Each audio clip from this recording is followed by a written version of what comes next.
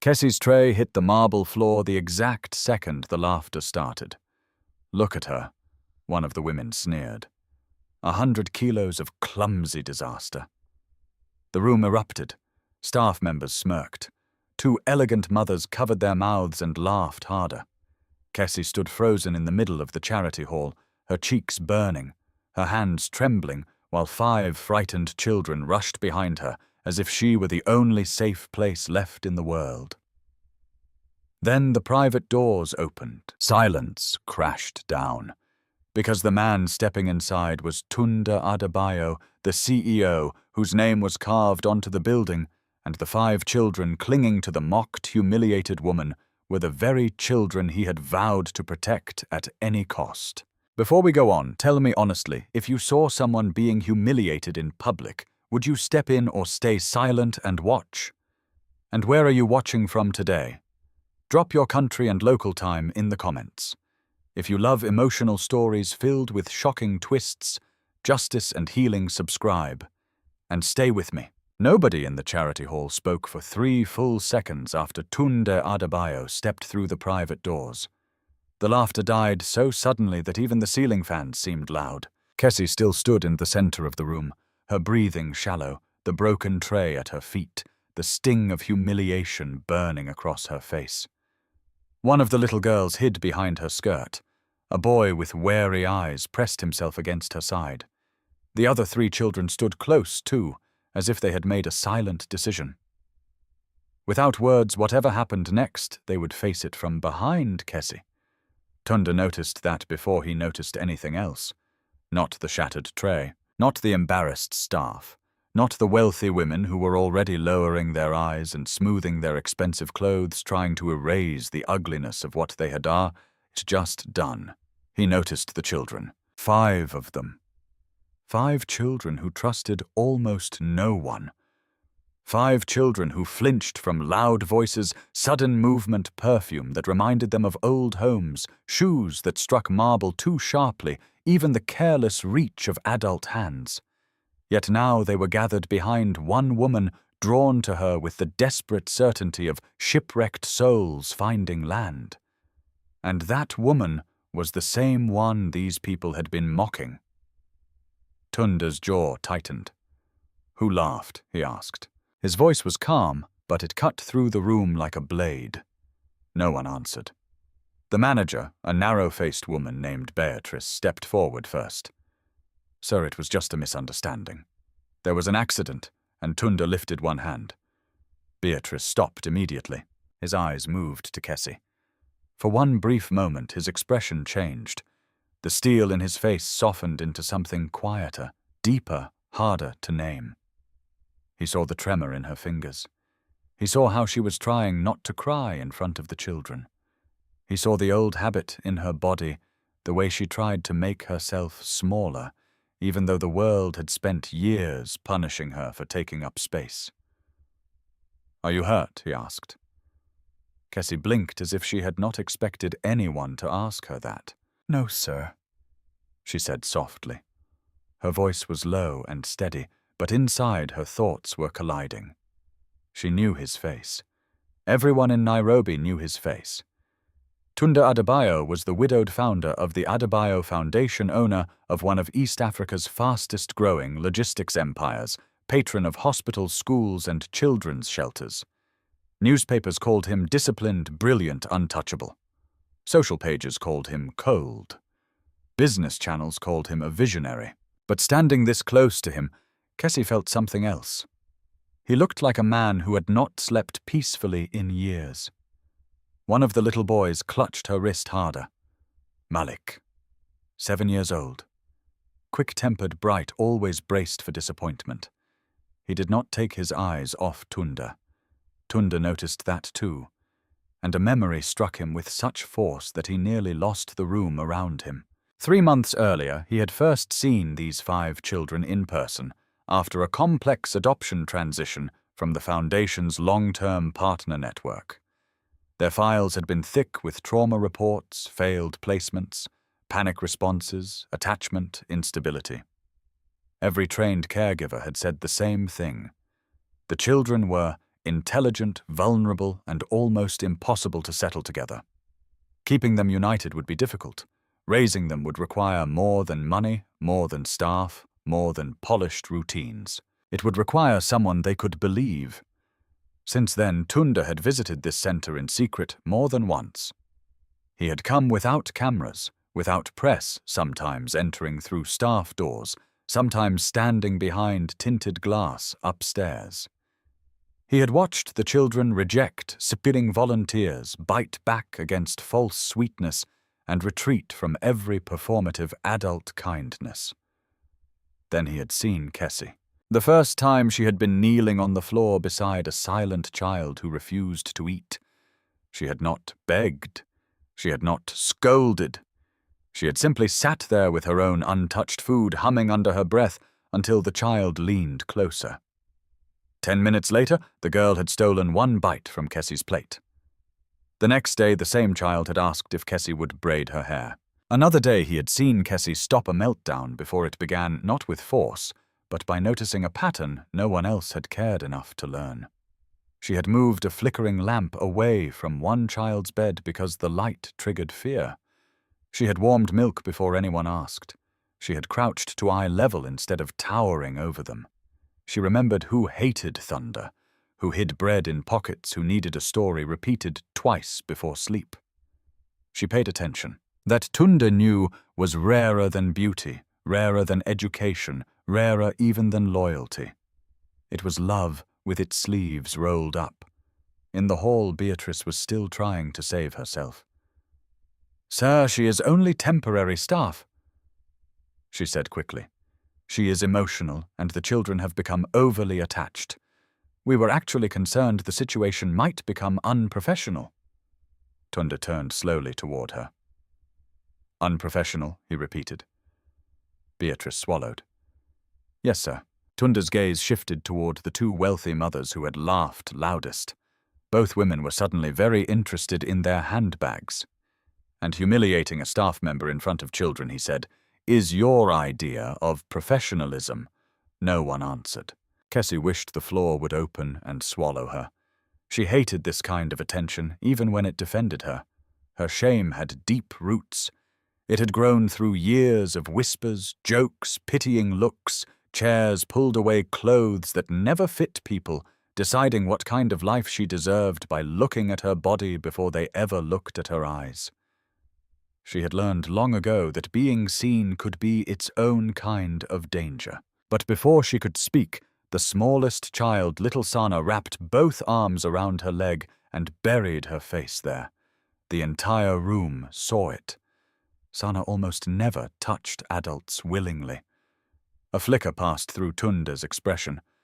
That was the first mini-climax of the day, though no one named it aloud.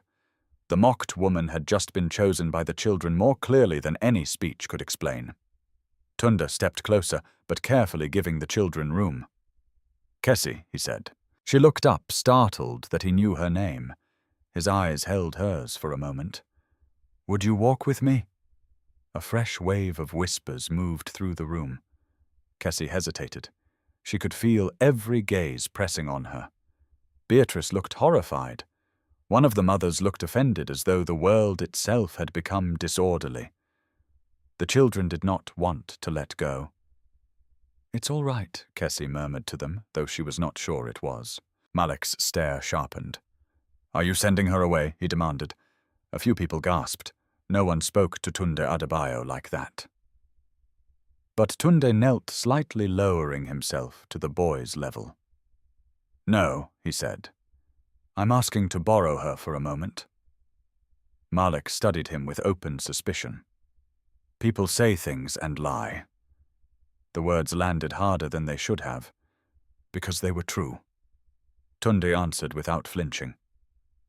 "Then watch what I do, not what I say." Malik did not smile, but he released Kesi's wrist. Tunde straightened, and Kesi followed him out of the hall into a quieter corridor lined with framed photographs of foundation events. The air was cooler there. Away from the crowd, she finally let herself breathe. "I'm sorry," she said immediately. "I didn't mean to cause trouble." Tunde looked at her for a long second, and for the first time, irritation broke through his calm. "You were humiliated in public," he said. "Why are you apologizing?" Kesi gave a faint, sad smile. Because apologizing was safer than admitting pain. Because when people mocked her body, they always found a way to make her responsible for their cruelty. Because if she said what she really felt, she might break. "I just don't want the children upset," she said. That answer told him more than any defense could have. Not, "I don't want to lose my job," not, "I didn't do anything wrong." The children first. Tunda folded his hands behind his back and walked a few steps, then turned to face her fully. Up close he could see exhaustion in her eyes. Not laziness, not carelessness. The deep fatigue of someone who had carried too much for too long without applause, without rescue, without witness. He thought of the reports again. 5 children, fragile, clever, wounded, terrified of separation. He thought of the board members pressuring him to choose trained staff and polished candidates. He thought of the polished candidates who had spent more time describing themselves than noticing the children. Then he looked at Kesi, who had no polished speech, no expensive clothes, no social grace for rooms like this. And yet every one of those children reached for her as if their hearts knew something the world did not. That was when his decision became clear, though he had not yet spoken it aloud. "I came today as a donor," he said. "That is what everyone believes." Kesi nodded, unsure where this was going. "But that isn't the real reason I came." Her brows drew together. Tunda's voice lowered. "I came because I have been watching those 5 children for months. And I have been watching you." Kesi's breath caught. Before fear could settle, before she could decide whether those words meant danger judgment or something stranger. He continued. "You are the only person they trust," he said. "And I need to know why." Kesi stared at him.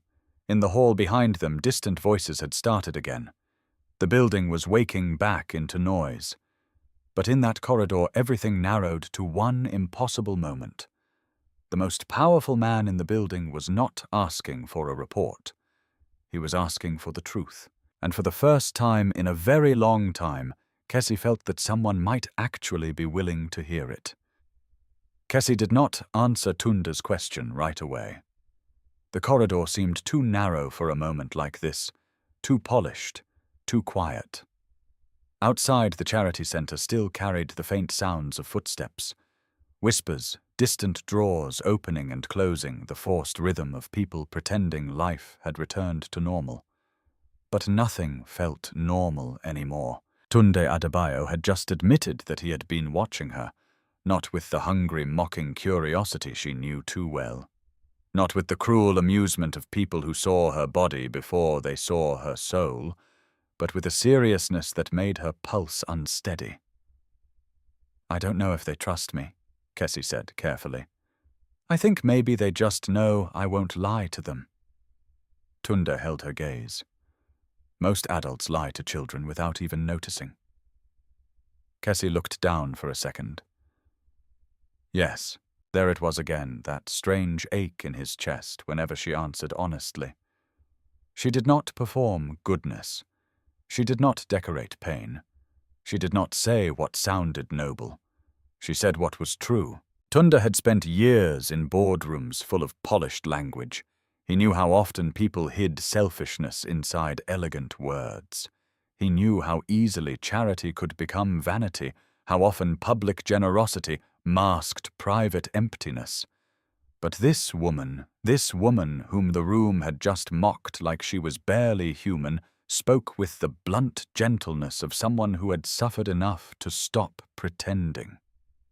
He asked, "Why do they come to you?" Kesi took a breath and leaned lightly against the wall, more from emotional fatigue than comfort. "Because I don't rush them," she said. "Because I remember what scares them. Because I don't treat them like broken things. And because—" her voice softened. "Because they know I see when they're pretending to be fine." That answer stayed in the air between them. Tunda looked at her for a long moment, and in that silence his decision sharpened. He had told himself he came only to observe one last time, to test his own instincts, to make sure he was not being reckless. For weeks he had listened to advisors insist he needed someone impressive, someone trained in high-level childcare, someone polished enough to stand beside his family name, someone who would not invite gossip, someone who understood elite social expectations. But none of those people had reached the children. Not really. They reached schedules, they reached reports, they reached appearances. Kesi had reached fear. And fear was the locked door behind which those 5 children had been living. He stepped closer, though not enough to crowd her. "I want you to come to my home," he said. Kesi blinked. The words were simple. Their meaning was not. She stared at him as if she had misheard. Tunda continued, steady and precise. "Not as a cleaner, not as temporary help from this center. I want you to meet the children in their own environment. I want to see whether what happens here can survive outside this building." Kesi's heart stumbled. Her first feeling was not excitement. It was alarm. People like Tunda did not open doors to people like her, not unless there was a reason more complicated than kindness. She had lived too long inside the logic of humiliation to trust sudden honor. The world had trained her to look for the trap hidden behind the invitation. "Why me?" she asked. It was not false modesty. It was a wound speaking. Tunda heard it. "Because they trust you," he said. "That can change. Everything can change." She swallowed. Then why take the risk? He did not answer immediately, because the truthful answer was too large to place in one sentence. Because the truthful answer was that his house, for all its size and wealth, had become a place of carefully managed grief.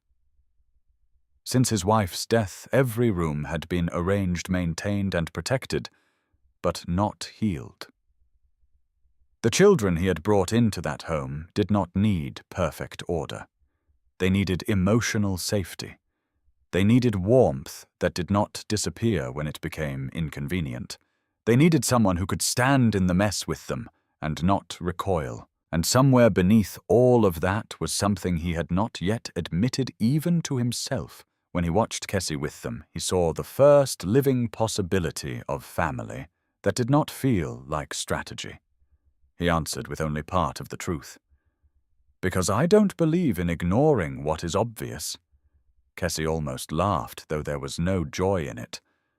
"Obvious," she repeated softly. "Nothing about this feels obvious to me." Before Tunda could reply, the corridor door opened, and Beatrice appeared, breathless and visibly strained by the effort to look composed. "Sir," she said, "the board liaison is here, and the mothers from the donor circle are asking whether the activity session should continue." Tunda turned his head. His face changed at once. The private intensity vanished behind executive calm. "Continue the program," he said, "and clear the hall."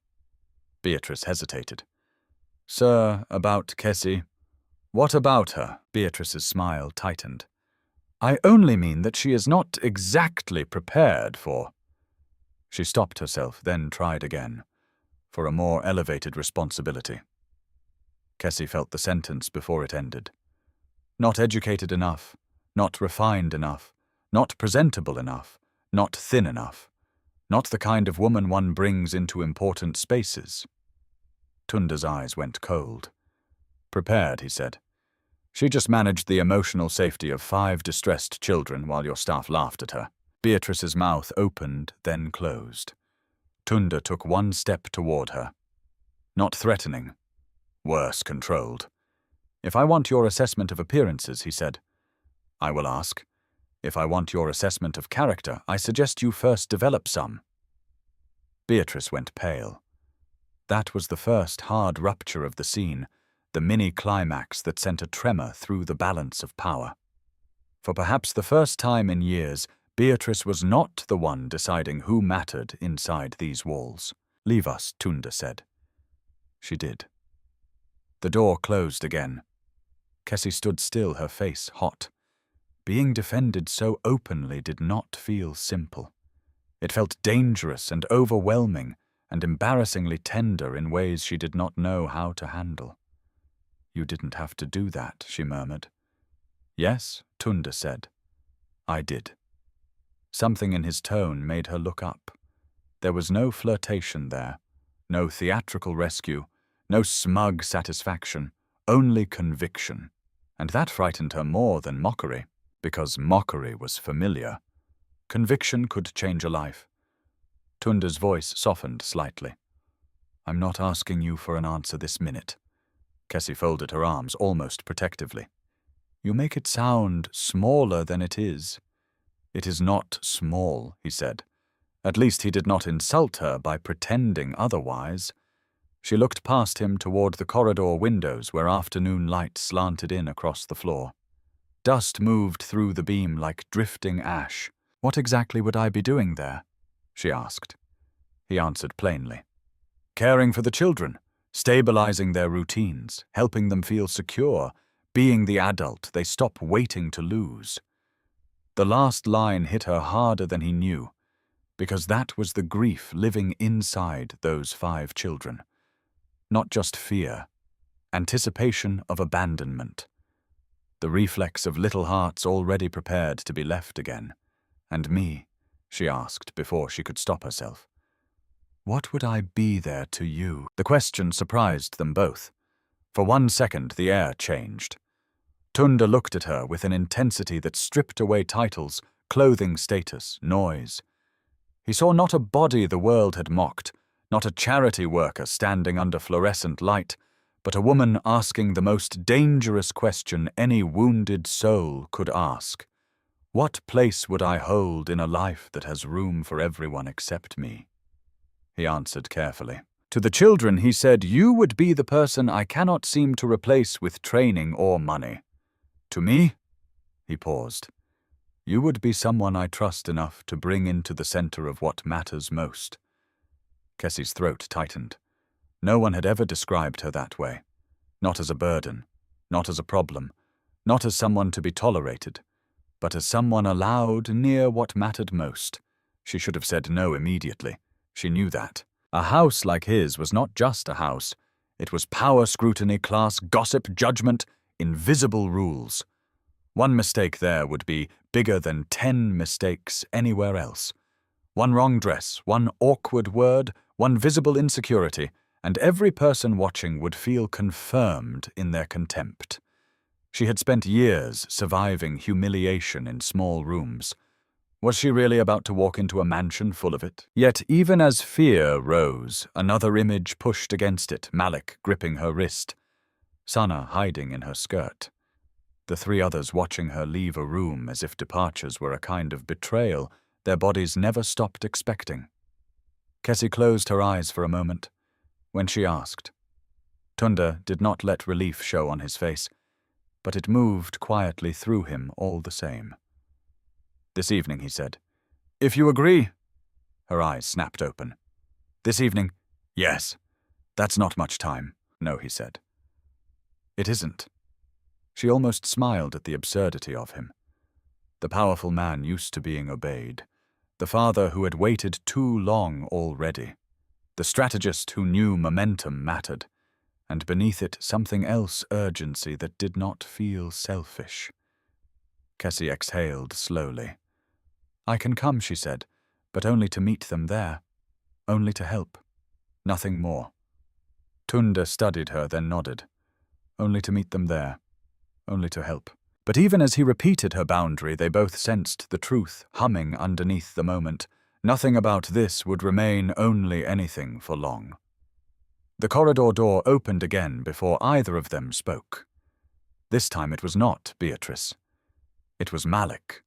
The boy had clearly disobeyed at least 2 adults to get there. He stood in the doorway, thin shoulders tense, eyes sharp and old beyond his age. He looked at Tunda first, then at Kesi. "Are you taking her with you?" he asked. Tunda answered honestly. "I'm asking her to come." Malik did not blink. "To your house?" Yes. The boy's jaw tightened. For a heartbeat, Kesi thought he might explode. Instead, he asked the question that changed everything. Is she going there as staff, he said, or as ours? Silence fell. Kesi's pulse roared in her ears. Tunda looked at the child, then at the woman standing beside the sunlit wall, still flushed from public humiliation, still unsure of her place in any room, and understood something with startling clarity. The children themselves were already making the choice before he had spoken it aloud, and once that truth had entered the room, there would be no easy way back. The drive to Tunde Adebayo's estate took less than an hour. To Kesi, it felt like crossing a border between two different countries. Outside the car window, Nairobi shifted in layers.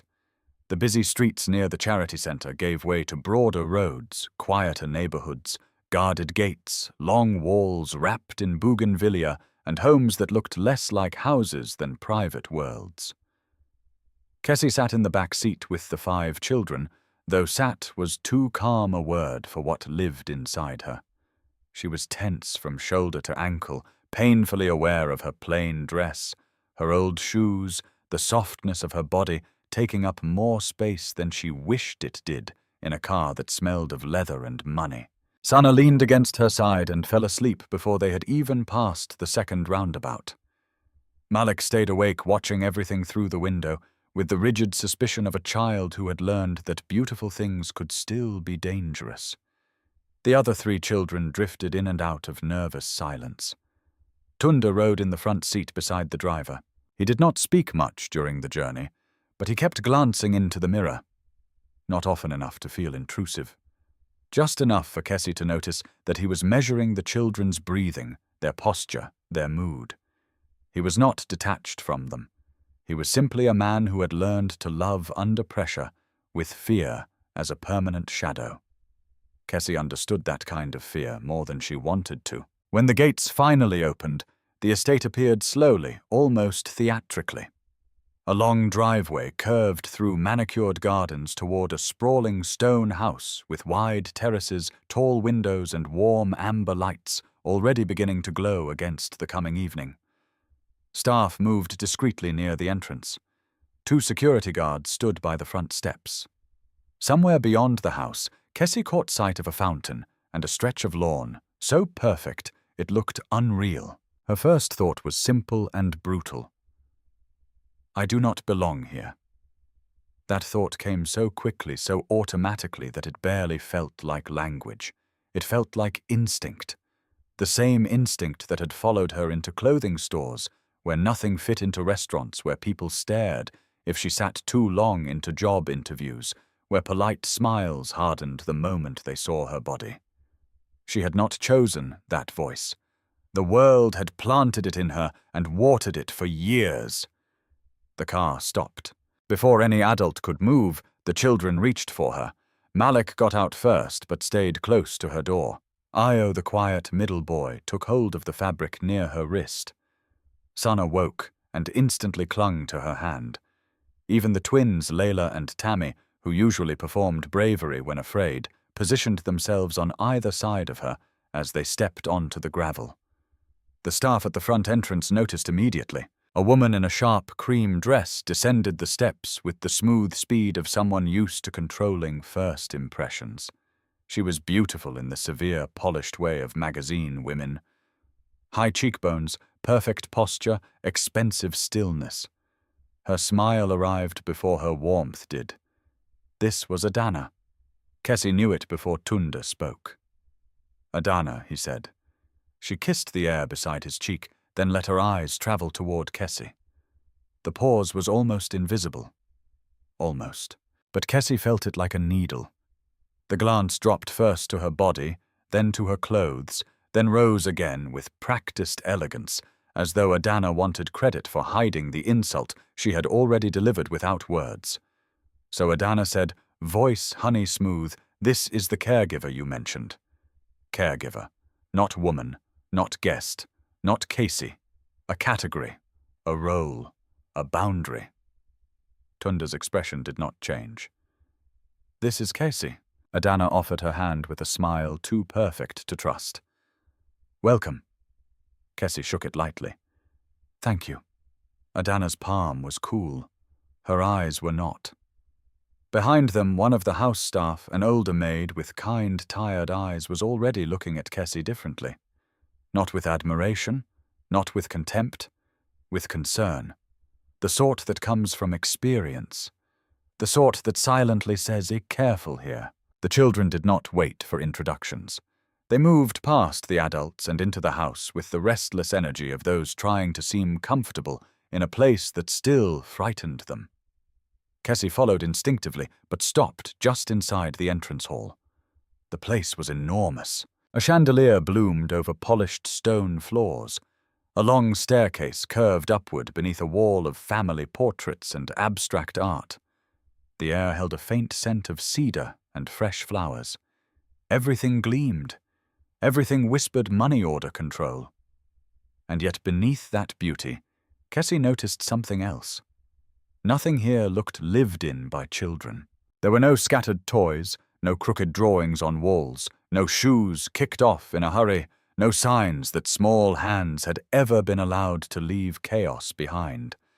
The house was immaculate in the way museums were immaculate, safe for objects, not yet safe for hurt children. Tunde noticed her noticing. He said quietly, "That will change." The words were small, but they landed heavily. He wanted the house altered, not the children forced into its stiffness. That mattered more than Kesi expected. Dinner was served within the hour. Kesi would have refused if she could, but the children refused to sit unless she sat too. So she found herself at a table longer than the hallway of her apartment building under soft lighting, surrounded by staff who moved like trained shadows. Tunde sat at one end. Adana sat along one side, elegant as a blade. Two senior house employees stood nearby. A family lawyer arrived late and took his place without hiding his surprise at seeing Kesi there. The children's anxiety surfaced immediately. Sana would not touch her food until Kesi gently broke the bread into smaller pieces the way she liked it. Tammy pushed away a bowl because the smell reminded her of a previous home. Malik bristled when a footman tried to move his chair without warning. Io stared at the silverware, as if too many choices could become a threat. Kesi did what she always did. She noticed, she adjusted, she steadied. "No peas for him," she murmured, before anyone asked, sliding a different dish toward Malik. "To the left?" "Not the right," she whispered, when she saw Tammy's panic rising over a glass placed in the wrong spot. "It's all right, Sana. Smell it first, then decide." The children listened, not because she demanded it, because they felt seen. At first, the adults tried to ignore the significance of that. Then it became impossible. "These children respond to you unusually fast," the lawyer remarked, trying to sound neutral. Adana gave a soft laugh. "Attachment can form quickly with vulnerable children. It doesn't always mean it's healthy." The insult was polished enough to pass as concern. Kesi lowered her eyes to her plate. She knew this kind of woman. Women who never raised their voices because they did not need to. Women who could reduce you with perfect grammar and a sympathetic smile. Women who made cruelty look like social refinement. Before she could retreat into silence completely, Sana climbed off her chair, crossed the space between them, and crawled directly into Kesi's lap. Every conversation stopped. The little girl curled there as though it were the most natural place in the world. Adana's smile froze for half a second. Tunde did not smile at all, but something flared in his eyes. Recognition. Confirmation. That was the first mini-twist of the evening. The child no one could predict had made her preference visible in front of witnesses. Adana recovered quickly. "How sweet," she said, "though I do hope boundaries are still being maintained." Malik's chair scraped sharply against the floor. "She's not a stranger?" he snapped. Malik Tunde said. But the boy's face had darkened. "Everyone keeps talking like she is." Silence spread again. Kesi felt heat rush to her face. She touched Malik's arm gently. "Eat, sweetheart. The word slipped out without planning. Sweetheart. Malik went still. So did Tunda. For a child like Malik, affection was usually negotiated through conflict. He tested before he trusted. He barked before he reached.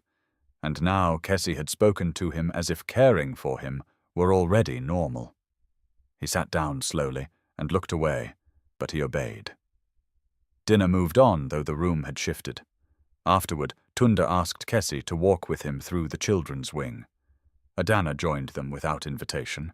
The rooms were spacious and beautifully furnished, but again Kesi saw the same problem. Everything was arranged according to adult logic. Symmetry, clean lines, decorative calm. Nothing in the space acknowledged grief, fear, or memory. Layla slept with a light on. Tammy needed 2 blankets of different weight. Io hid food when anxious. Malik needed clear warning before bedtime transitions. Sana could not sleep unless someone hummed. Kesi said these things one by one as they walked. Tunda listened. Adana watched. "You seem very certain," Adana said at last. Kesi hesitated. "I've just been paying attention." "Of course," Adana replied, "though attention is not the same as suitability." There it was again, the knife wrapped in silk. Tunda stopped walking. The corridor lighting cast half his face in shadow. "What exactly are you suggesting, Adana?" She spread her hands lightly. "Only that this is an extraordinary household. The children need stability. Structure. A woman brought in from a temporary post after one emotional incident may not be the wisest choice." Kesi felt the old shame rising again, hot and immediate. Brought in from a temporary post. A woman, never fully human when contempt could make her abstract. Before she could shrink into it, a door behind them opened. Io stood there barefoot, clutching his pillow. He looked directly at Tunda and spoke in a trembling voice. "If she goes, we won't stay." 3 seconds later, the twins appeared behind him. Then Malik. Then Sana rubbing sleep from her eyes. All 5 children were in the hall now, gathered around Kesi as naturally as breath. No rehearsal, no coaching, no strategy. Only fear speaking plainly. That was the second mini-climax and stronger than the first.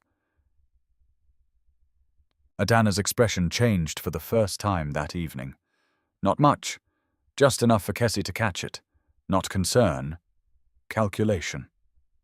The children were becoming harder to control. Tunda looked at them, then at Kesi, and understood something dangerous. This was no longer a test that could be conducted at a safe emotional distance. The house had already begun rearranging itself around her presence. He said quietly, "No one is asking her to leave tonight." The children did not move. Malik's eyes narrowed. "Tonight, smart boy. Too smart." Kesi looked from the children to Tunda, then to Adana, whose silence had grown more watchful by the second. Somewhere deep in her chest, unease tightened into shape. This house was not only full of grief, it was full of people with reasons to fear what her presence might change.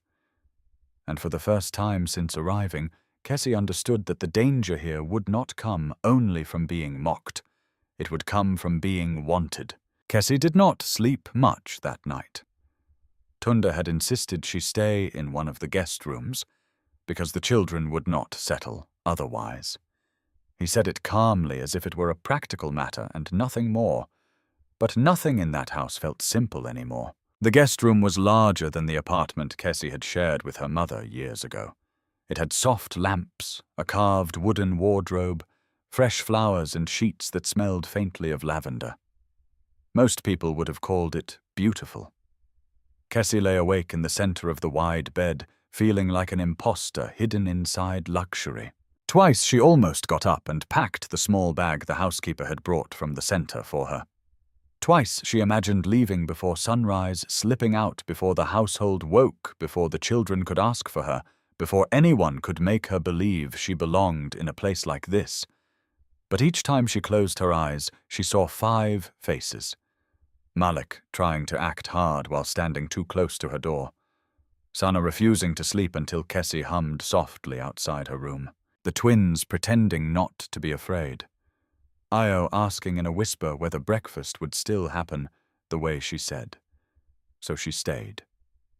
At dawn she rose quietly dressed in the same plain clothes she had worn the day before and stepped into the hallway before any staff member could come for her. The house was almost silent. Faint morning light slipped through tall windows, turning the polished floor pale gold. She found the kitchen by instinct and followed the sound of low voices. Inside, 2 cooks and the older maid she had noticed the night before were already at work. The older woman looked up first. Her face softened with recognition. "You're awake early," she said. Kesi offered a small, cautious smile. "I usually am." The woman wiped her hands and came closer. "I'm Mama Sad." The name fit her. She carried the kind of quiet authority that came from years of surviving other people's households. "Kesi." "I know," Mama Sade said gently. "Not with gossip, with observation." For a moment, neither woman said more. Then Mama Sade lowered her voice. "You should eat something before the day begins." Kesi almost said she wasn't hungry, but the older woman looked at her in a way that made lying feel childish. She accepted tea. As the kettle hissed and the cooks moved around them, Mama Sade spoke without looking directly at her. "The children slept better." Kesi's chest loosened a little. "That's good." Mama Sade nodded, then added, "That does not mean this house will be easy for you." Kesi stared into her tea. So there it was, the warning plain and unadorned. "I didn't think it would be," she admitted. Mama Sade finally met her eyes. "Good, because some women can smile while they are measuring where to place the knife." Kesi did not need clarification. "Adana!" The name itself had begun to feel sharp. Before she could answer, hurried footsteps sounded in the hall. Then Malik appeared at the kitchen entrance, followed by Io and the twins, all still in sleep clothes, hair uncombed, eyes scanning the room with quiet panic. They had come to make sure she had not disappeared. That realization hit Kesi so hard it almost hurt.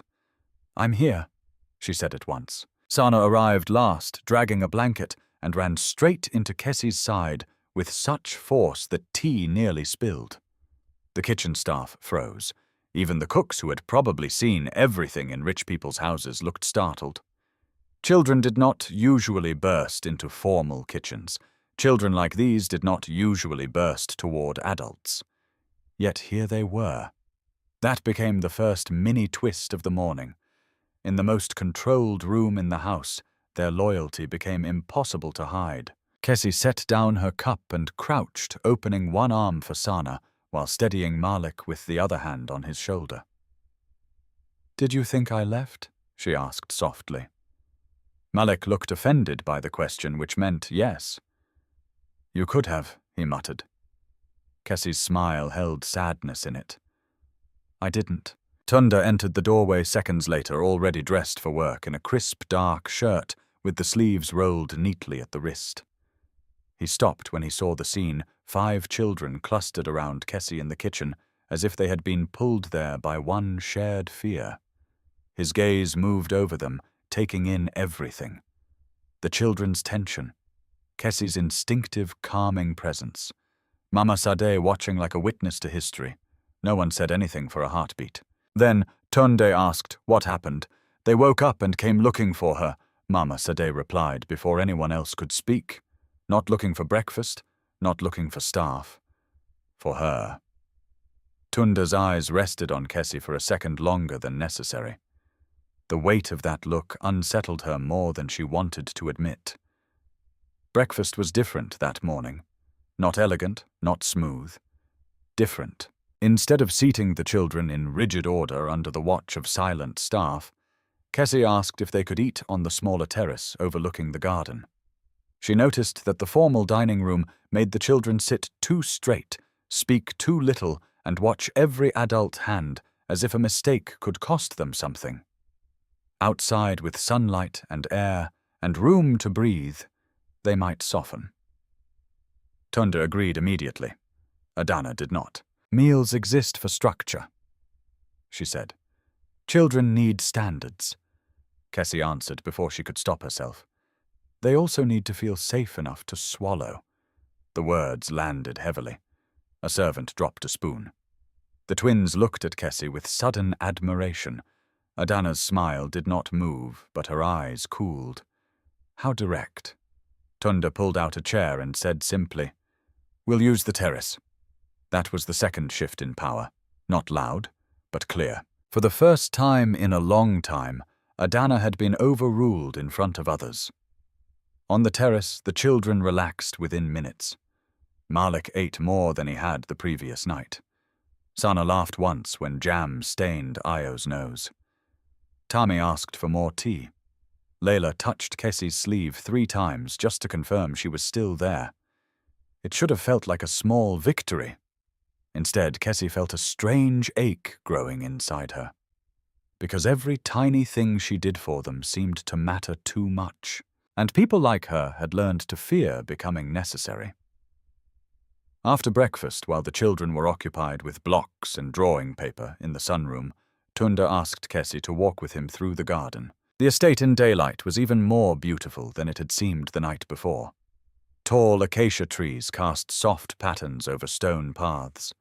Bougainvillea spilled in brilliant color across white walls. Somewhere nearby, water moved through a fountain with a sound almost gentle enough to trust. Kesi walked carefully, as if afraid even the path beneath her feet belonged to someone else. Tunda noticed. "You don't have to look like you're waiting to be arrested," he said. The comment startled an unwilling laugh out of her.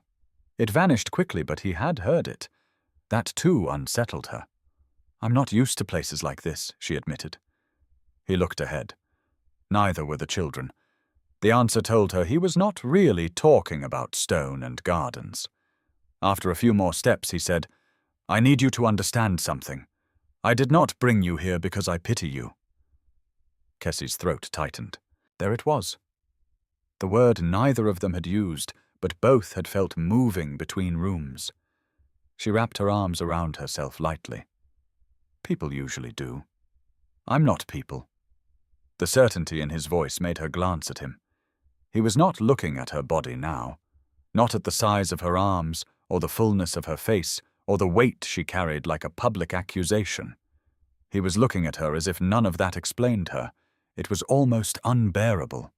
Then why she asked? Tunda exhaled once long and controlled, because every report I read told me what those children needed in professional language. Stability, routine, attachment repair, trauma-informed care. He turned to face her. "You are the first person who made those words real." Kesi looked away. Compliments slid off her like water off stone.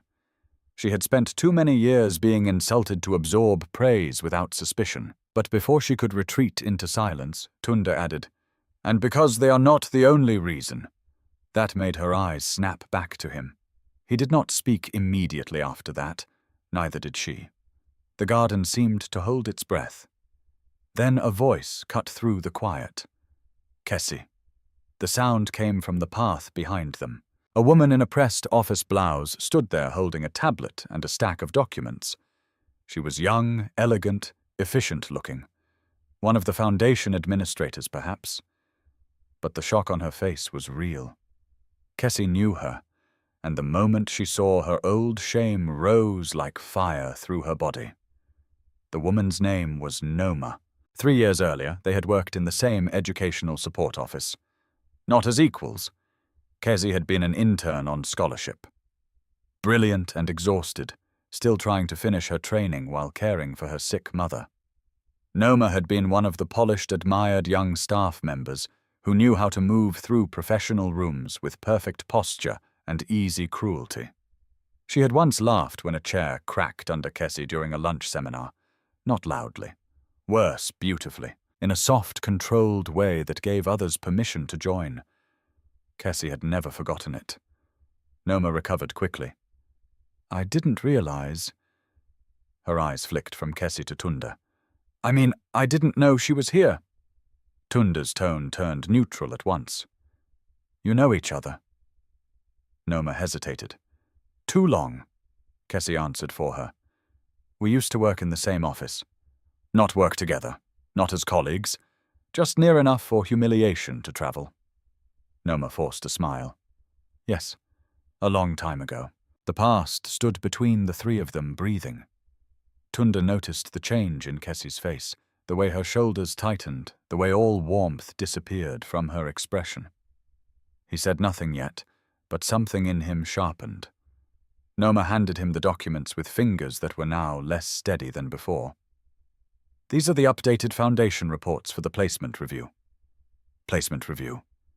Kesi caught the phrase instantly. Her stomach dropped. Placement. Review. So that was part of it. This wasn't just a visit.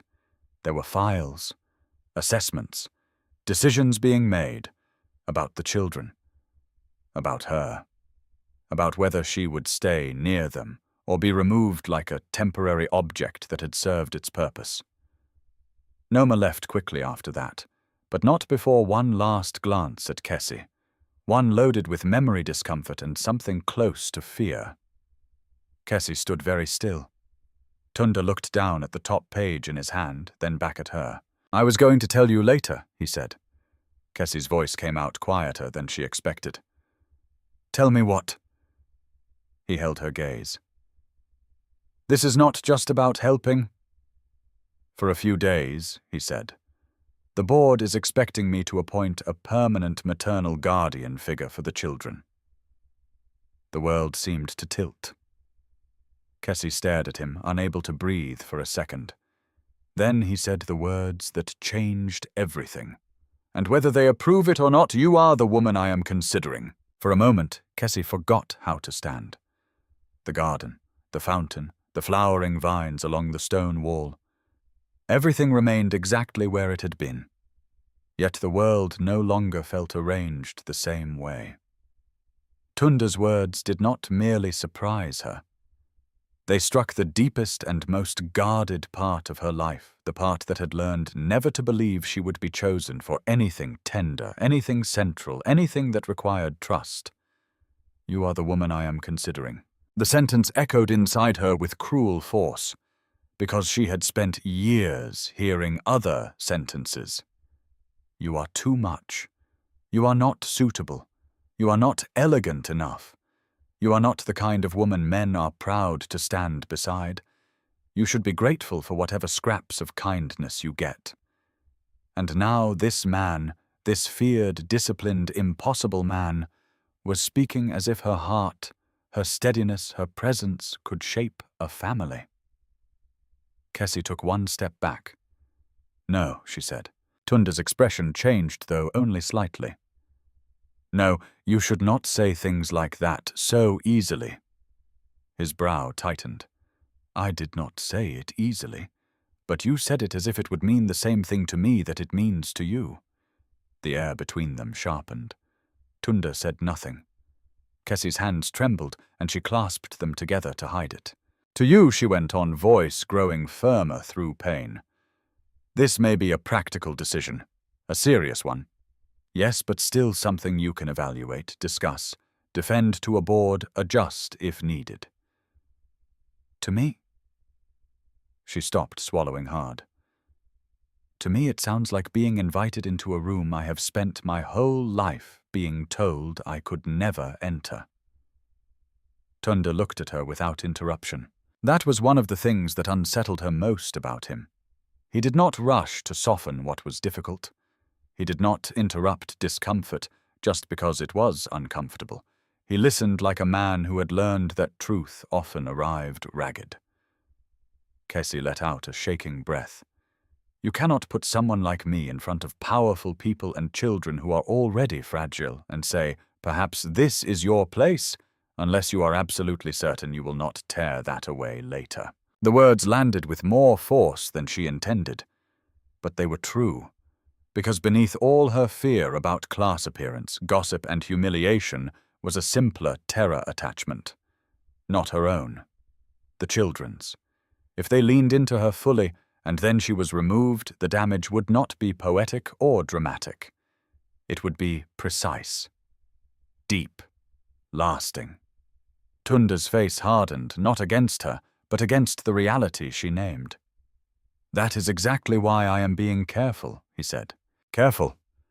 She asked, a bitter laugh escaping before she could stop it. "You told me in a garden, after one night in your house, while your staff watch me like a mistake waiting to happen." Something flickered in his eyes then. Not anger. Recognition. Because she was right. He had been careful in strategy, but not in emotional sequencing. He had underestimated the violence of hope when placed in the hands of someone long denied it. He took a breath. "You deserve better than uncertainty disguised as honor." That answer slowed her. Then, before either of them could continue, the silence shattered. A scream tore across the estate, not loud enough to carry across the city, loud enough to freeze both of them instantly.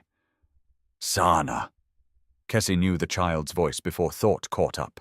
She ran first. Tunda was half a step behind her. The scream had come from the upper corridor near the children's rooms. By the time Kesi reached the landing, all 5 children were in the hallway, but something was wrong. Malik was on his knees beside Sana, who was gasping and crying hard, her small body trembling in shock.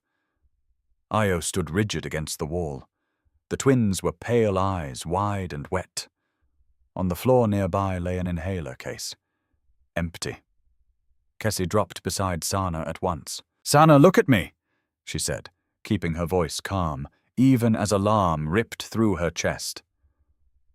"Look at me, sweetheart." The child tried. Her breathing was ragged, panicked, shallow in the worst way. Tundi arrived. One glance at Sana's face turned him to stone. "What happened?" Malik's voice cracked with fury. Her medicine was gone. Kesi grabbed the empty case and felt ice slide through her. This was not a minor mistake. Sana's inhaler was never out of place. Kesi had checked it herself after breakfast. She remembered. She remembered because fear taught her to remember everything that could hurt a child. "Where is the backup?" Tunda demanded. No one answered immediately. Then one of the maids, a younger woman with terrified eyes, said, "It should be in the cabinet, sir." Kesi did not wait. Malik opened the cabinet. Second shelf. He did it with shaking hands. Nothing. The backup was gone too. That was the first explosive mini-climax of the chapter. Not confusion, not carelessness, a pattern, too precise to be accident. Tunda turned to the maid. "Who entered this floor?" The young woman stammered. "Only regular staff, sir, and who?" Her mouth opened, then closed. Kesi was already pulling Sana against her, carefully rubbing slow circles on her back. "Breathe with me, not fast. Listen to my voice." The little girl clung to her dress. Tunda barked for a medic and security. His voice hit the walls like iron. The hallway erupted with movement.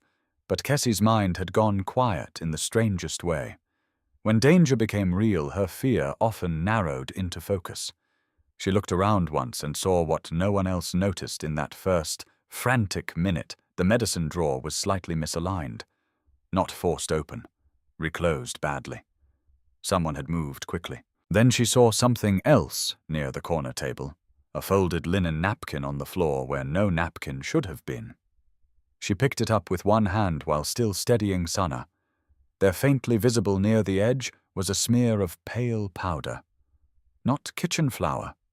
Medicine dust. Someone had wrapped the inhalers in linen to move them silently.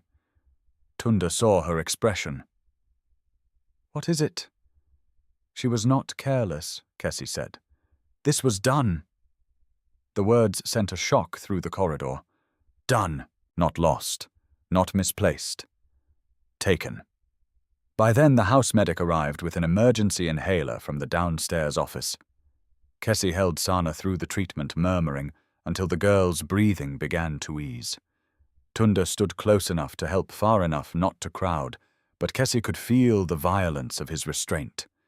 He looked like a man seconds away from shattering the house open with his bare hands. Once Sana stabilized, the children were moved to the lounge across the corridor. None of them would let Kesi out of sight. Security sealed the upper floor. And then came Adana. She appeared with perfectly arranged concern. Silk robe tied neatly, hair untouched by hurry. What on earth happened, she asked. The question was right. The timing was wrong. Kesi looked up from where she sat, with Sana still in her lap. Adana's face was composed enough to fool most people, but not Kesi. There was something missing from her worry. Real fear always carried disorder with it.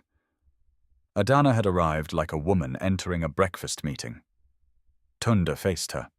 Sana's medication was removed. Adana's hand flew to her chest. A fraction too late. Removed from 2 separate locations. That's horrifying. Yes, Kesi thought, but not surprising to you. Before she could speak, Adana's gaze drifted toward her, then to the children clinging around her. And then the attack came. Subtle. Polished. Deadly. This is exactly why transitions must be handled carefully, Adana said softly. When new people move too quickly into a vulnerable environment, routines are disrupted. Things get missed. Kesi felt the blow instantly. There it was, the accusation planted like perfume in the air. Not explicit enough to challenge directly, clear enough for everyone to smell. Tunda's head turned slowly. Explain that sentence, he said. Adana lifted her shoulders in smooth innocence. I'm only saying emotions are high. Staff are confused. The children are attaching rapidly. It creates instability. Malik was on his feet before anyone expected it. You're lying, he said. The room froze. Adana blinked. Excuse me, I saw your man near the medicine cabinet. Tunde's eyes narrowed. What man? Malik pointed toward the hallway. The one who always carries your phone when you're downstairs. The tall one with the scar. Kesi felt everything inside her lock into place. The footman. The one who had hovered too quietly at dinner. The one who watched more than he served. Adana's face changed at last, barely, but enough. That child is distressed, she said. He doesn't know what he saw. I know what I saw. Malik shouted. And suddenly he did not look like a child at all. He looked like someone who had survived adults too long to confuse charm with innocence. Tunde turned to security. Bring him. Now. 2 guards moved immediately. Adana took 1 step forward. Tunda, this is becoming theatrical. No, he said, without raising his voice. It is becoming clear. That was the second major mini-climax. The balance had shifted. Not fully, but enough for cracks to show. The footman was found within minutes. His name was Duma. At first he denied everything. Of course he did. Hands clasped, eyes lowered, voice carefully respectful. But when Tunda ordered the corridor footage pulled and the medicine cabinet inspected for prints, something in Duma's face loosened. Fear. Not guilt alone. Fear of someone else. Kesi saw it, and when she saw Adana watching him, not with concern, but warning, she knew. Tunda saw it too. By evening the footage had arrived. The household gathered in Tunda's private office, security chief medic lawyer, Mama Sade, Adana, Duma, Kesi, and because they refused to be separated from her for long, the children just outside the open door with a guard. The video played. There was the corridor. There was Duma entering the medicine room. There was Duma removing the inhalers. And there, 20 minutes earlier, was Adana herself speaking to him in the hallway, pressing something into his hand before he bowed and moved away. No audio. No direct order. But enough. Enough to destroy plausibility. Silence swallowed the room. Tunda did not look at the screen. He looked at Adana. For the first time since Kesi had met him, she saw pure betrayal in his face, not only anger, worse, the horror of discovering rot inside your own family. Adana lifted her chin, still trying to preserve dignity through collapse. "You have no proof of what I said to him?" "No," Tunda replied.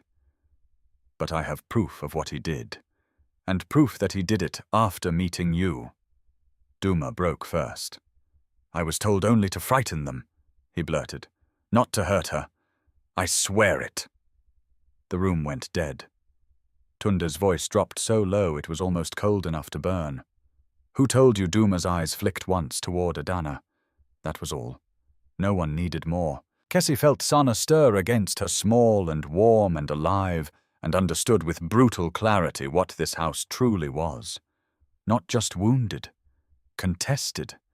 And she, the woman everyone thought easiest to remove, had just become the reason the hidden war inside it could no longer stay hidden. No one spoke after Duma's eyes betrayed Adana. The silence that filled Tunda's office was not empty. It was dense, stunned, almost physical. It pressed against the bookshelves, the polished desk, the glass cabinet of foundation, awards the framed photographs that still showed a happier life arranged in elegant stillness. Every object in the room seemed to recoil from the truth, now standing in the center of it. Adana rose first, very slowly. Her face was still composed, but the effort it took had begun to show in tiny fractures around her eyes and mouth. She looked less like a queen now, and more like a woman holding up a collapsing ceiling with bare hands. "This is absurd," she said. "You are all allowing a frightened servant and a traumatized child to invent a story because the household is emotional." Duma made a sound in the back of his throat, halfway between panic and denial. He had not meant to say as much as he had.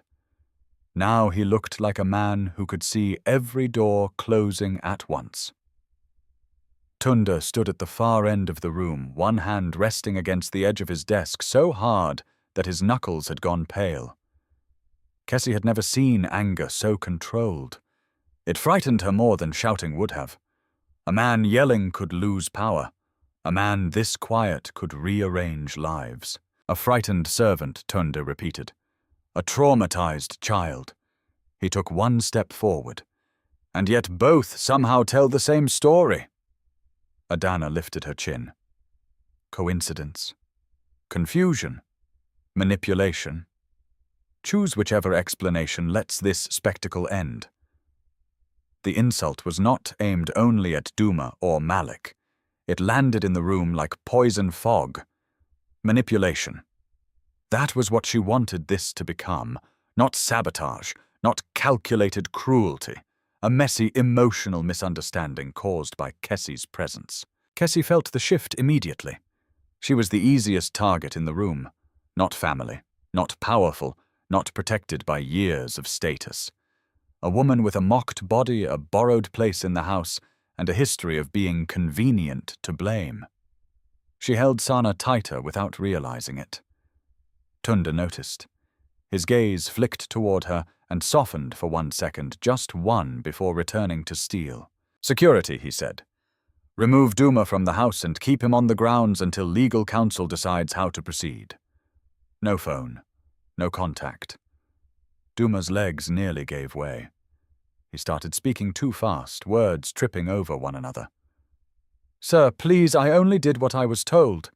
She said the children were becoming too attached. She said it had to stop before enough. Adana snapped. There it was. Not fear. Authority. The reflex of command toward a man used to obeying her. Everyone in the room heard it. That was the first mini-climax of the chapter, because with that single sharp word, Adana revealed the hierarchy she had been denying all evening. Tunda's eyes narrowed, before what Duma looked between them like an animal deciding which hunter might kill him slower. Adana recovered quickly, too quickly, before this household became unstable, obviously. But the word unstable did not land the way she wanted now. It sounded defensive, small, already losing its perfume. Kesi sat very still. She understood something important in that moment. Adana had not acted out of random malice. This had shape, purpose, timing. The children clinging to Kesi had threatened something larger than pride. Something in the house. Something in the family. Something tied to power. Once the guards pulled Duma away, Mama Sade quietly led the children farther down the corridor, promising them warm milk and stories until the adults were done. Malik resisted. Of course he did. He looked ready to bite the entire hallway apart. But when Kesi touched his shoulder and said, "Go with her. I'm still here," he obeyed. That obedience did not escape Tunda either. After the children were gone, the office felt colder. Adana remained standing elegant, even in disgrace. "If this is how accusations work in your house now," she said, "then none of us are safe from servants who panic and outsiders who overstep." Outsiders. There it was. She had finally stopped pretending Kesi was merely temporary help. Now she named what Kesi was to her, an intruder whose emotional influence had become too strong to dismiss politely. Tunda turned fully toward his sister-in-law. "You keep speaking as though Kesi created this problem. She is part of the problem." Kesi felt the words like a slap. Not because they were surprising, because they were familiar. All her life, pain around her had often found its way to her body, as if sighs were guilt. If people were uncomfortable, she was too visible. If men were awkward, she was trying too hard. If children preferred her, she was crossing boundaries. If rooms shifted around her kindness, it was not because she had given something real. It was because she had disrupted the order expected by thinner, richer, prettier people. Adana stepped closer to Tunda. "You brought a stranger into a fragile household. Within 24 hours there is chaos. Within 24 hours, Tunda said, voice like ice, my daughter nearly suffocated because someone in this house obeys you more quickly than they obey conscience." The word daughter changed everything in the room. Not ward, not child, daughter. Kesi saw it hit Adana too. Because Tunde did not say things carelessly.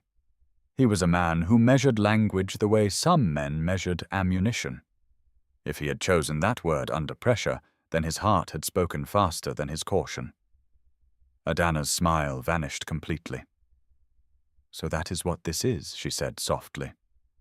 "You've already decided." Tunde did not answer, because that question was bigger than the room. Had he decided? He had decided that Kesi mattered. He had decided the children's bond with her was real. He had decided Adana was dangerous.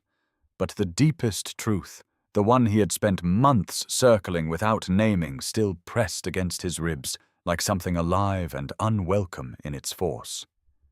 He had been searching for Kesi long before this week, long before the charity center, long before Malik clung to her wrist in the corridor, long before Sana fell asleep in her lap.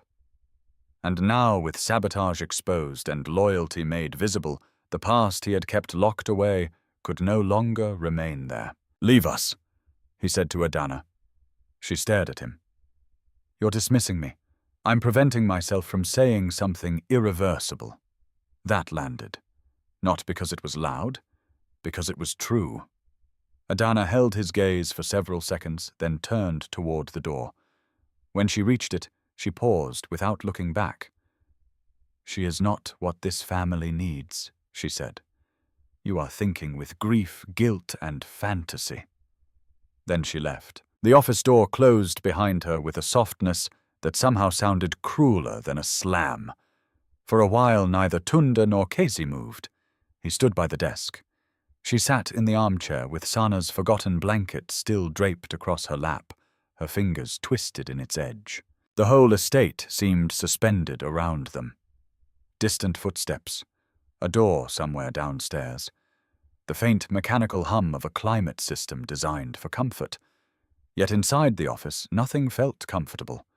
Truth had entered the house like fire under a locked door. Kesi was the one who spoke first.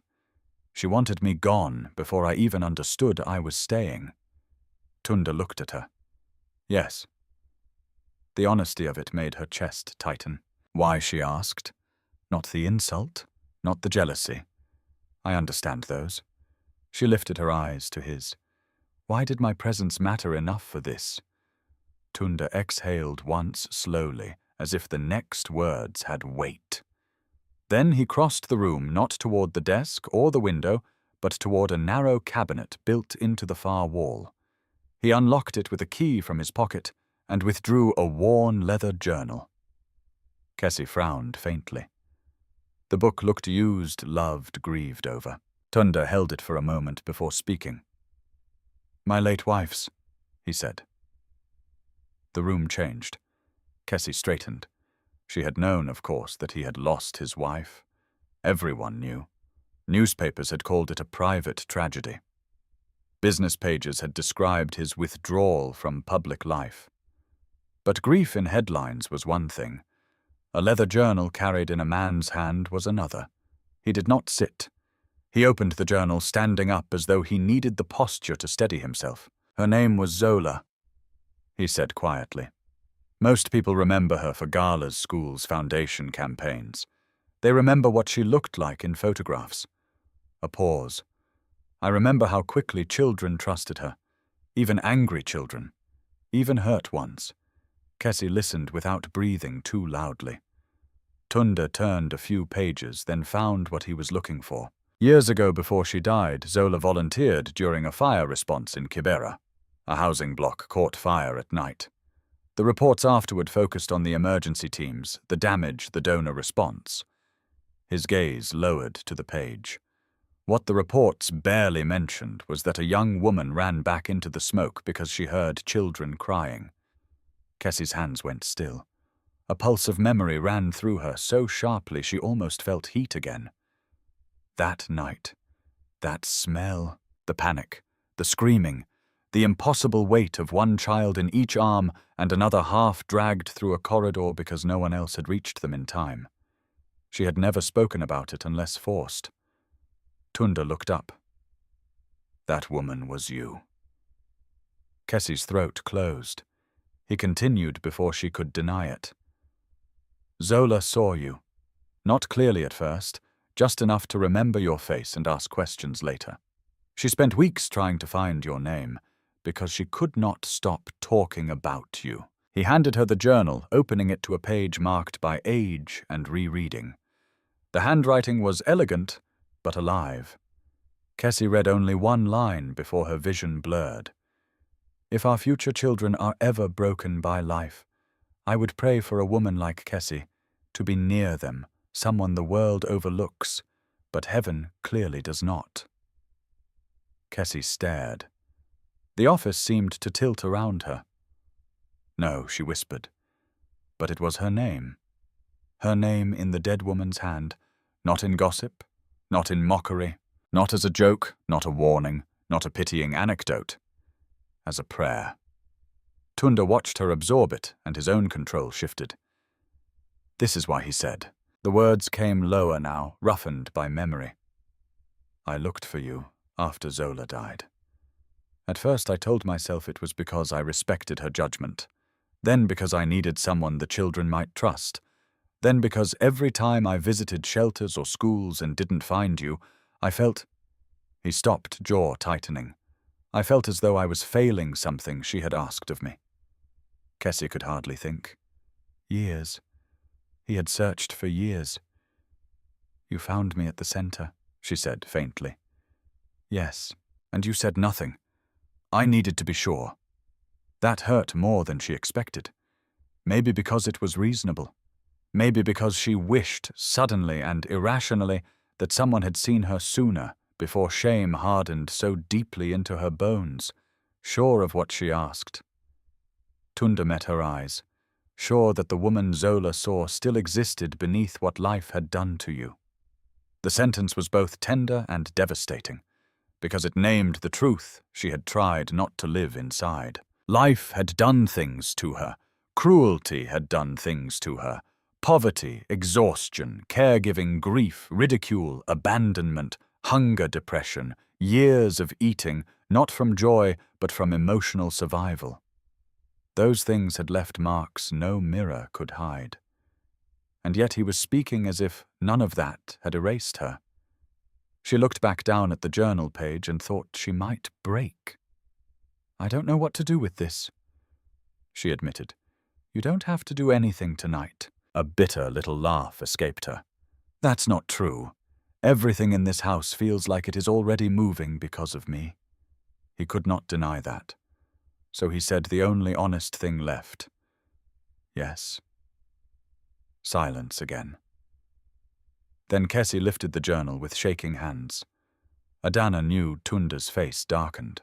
"Not about the fire," he said. "Not about your name in the journal. But she knew the board was pressuring me to appoint a permanent maternal figure for the children."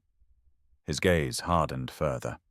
"And she knew that if the children bonded with the wrong person, he let the phrase turn cold, her influence over this house would shrink." There it was, the missing shape. Not simply family pride. Power. 5 children in Tunda's care meant trust structures, inheritance, pathways, emotional authority, future loyalties. A woman beloved by them would not merely soothe bedtime fears. She would alter the center of the family itself. Kesi understood it all at once, and wished she did not. She closed the journal carefully and handed it back. In the hallway outside, a child laughed faintly, probably Tami at one of Mama Sade's stories. The sound drifted in like light through a cracked door. Kesi looked toward it, then back at Tunda. Her eyes were wet now, but her voice was steady. "So that's why you chose me." Tunda took the journal, but did not close the distance between them. "No," he said. She frowned slightly. "That is why I found you," he said. "It is not the only reason I chose you." The room went still, and for the first time since entering his house, Kesi understood that the most dangerous truth between them was no longer the sabotage or the board, or even the children's attachment. It was that she had stopped being just a solution to his problem. Kesi did not know how she got back to her room that night. One moment she was in Tunde's office, the leather journal still warm from his hands, her own name burning in her mind like something holy and impossible. The next she was standing by the window of the guest room, staring out at the dark gardens while her reflection trembled faintly in the glass. "That is why I found you. It is not the only reason I chose you." The sentence would not leave her.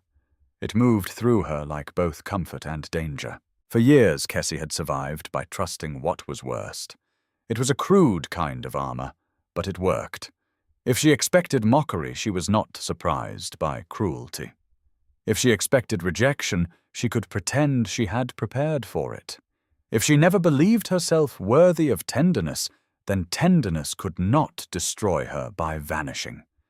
But now everything inside her had been disrupted. A dead woman she had never truly known had once seen something noble in her. A powerful man had searched for her for years. Wounded children already reached for her as if she had always belonged to them. And somewhere in the middle of all that, Kesi could feel the most dangerous thing of all beginning to wake hope. She hated it immediately. Hope was not soft, not for people like her. Hope was a cliff edge. Because if she believed in this life for even one moment, this beautiful, impossible life where children called her Mama, and a man like Tunda looked at her as if her soul mattered more than her body, then losing it would break her in places she had spent years keeping numb. She slept badly again. At dawn, rain pressed softly against the windows. The estate looked muted, silvered, more intimate beneath the weather. Kesi dressed quietly and sat on the edge of the bed, fighting the urge to leave before breakfast. She almost did it. She even touched the handle of her packed bag. Then a knock sounded, not from staff. 3 small taps. A pause, then 2 more. Sana's pattern. Kesi opened the door. All 5 children were there, still in pajamas hair, messy feet, bare or half-slippered, each carrying some piece of themselves like an offering. Malik had his guarded stare. Io held a folded drawing. The twins clutched a blanket between them.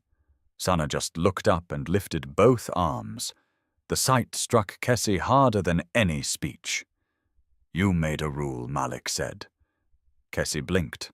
"What rule that you wouldn't disappear without telling us?" Her throat tightened. "I remember," she whispered. They came in without waiting to be invited, filling the room with sleepy, fragile trust. Sana climbed onto the bed. The twins sat cross-legged on the rug. Io handed Kesi the drawing, and she unfolded it to find 6 figures holding hands under a lopsided yellow sun. 5 little children, 1 large woman in the middle. No father figure. Not yet. The large woman had the biggest smile. That was the first mini-climax of the chapter, though quiet enough to feel almost private.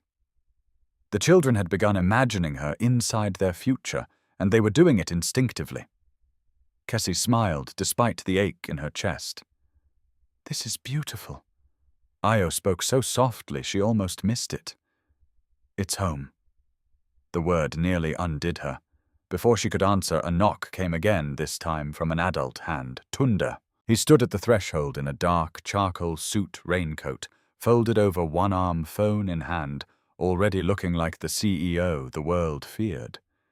But when he saw the children gathered around Kesi, something in his expression shifted into quiet recognition.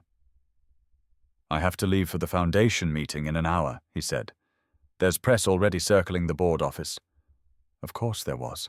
A near medical emergency in a household attached to one of the most visible CEOs in the region would not stay private long, especially when enemies and gossip fed off wealthy families like vultures.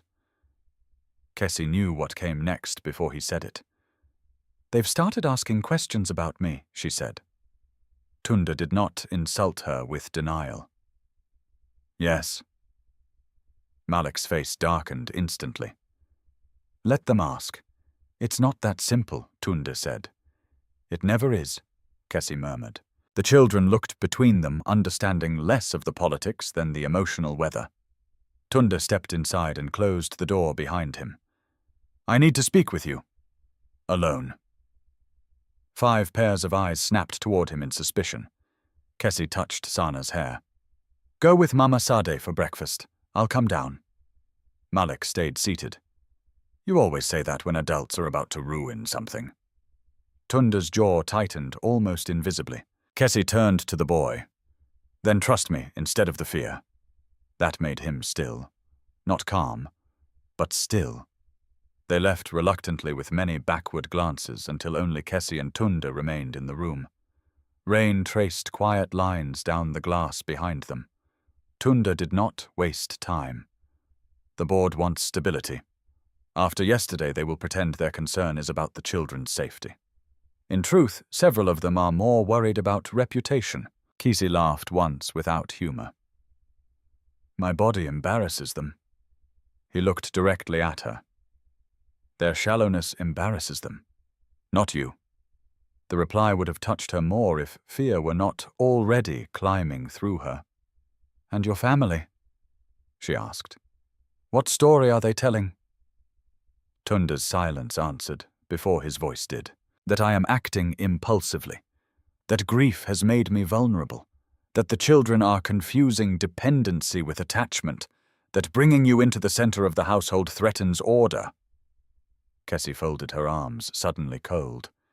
"And the worst part," his mouth hardened, "that if I do not define your role quickly, they will define it for me."